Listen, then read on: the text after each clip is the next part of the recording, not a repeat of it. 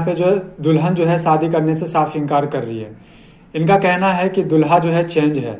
जी ma'am बताइए कि क्या प्रॉब्लम है, क्या दिक्कत जी है। ये लड़का का जो मैं फोटो देखी थी, जब ये लोग फोटो दिखाए थे तब कोई और लड़का था, किसी और का फोटो था। ऐसा थोड़ी ना हो सकता है, हो बताइए। सकता है, तभी तो मैं कह रही हूँ, मैं पागल थोड़ी ना हूँ। अभी देख रही तो लड़का चेंज है। जी सर, क्या ये बात सही है? हाँ ये बात सही है। तो बताइए क्या है, क्या दिक्कत है, मतलब क्या प्रॉब्लम क्या है, क्यों मेरा शादी नहीं आप। हो रहा था। हाँ तो मम्मी जो है मेरे दूसरे भाई का जो है फोटो दिखाया। अब बताइए तो ऐसा ये नहीं तो, ये होता तो है? गलत बात है। हाँ? ये तो गलत बात है फोटो दिखाया किसी और लड़का का, शादी करने के लिए आ गई ये खुद। दोस्तों। ये घटना जो है पहले के जमाना में सुनती भी थी। हाँ, और जो तो फोटो बता किसी और का दिखाता था। अब तो ऐसी बात है ना, जो अब आ चुका है ये लड़का। तो अब आ चुका है तो क्या मैं अपना जिंदगी बर्बाद कर लूं शादी कर लूं मैं? क्या करते हैं सर वैसे आप? मैं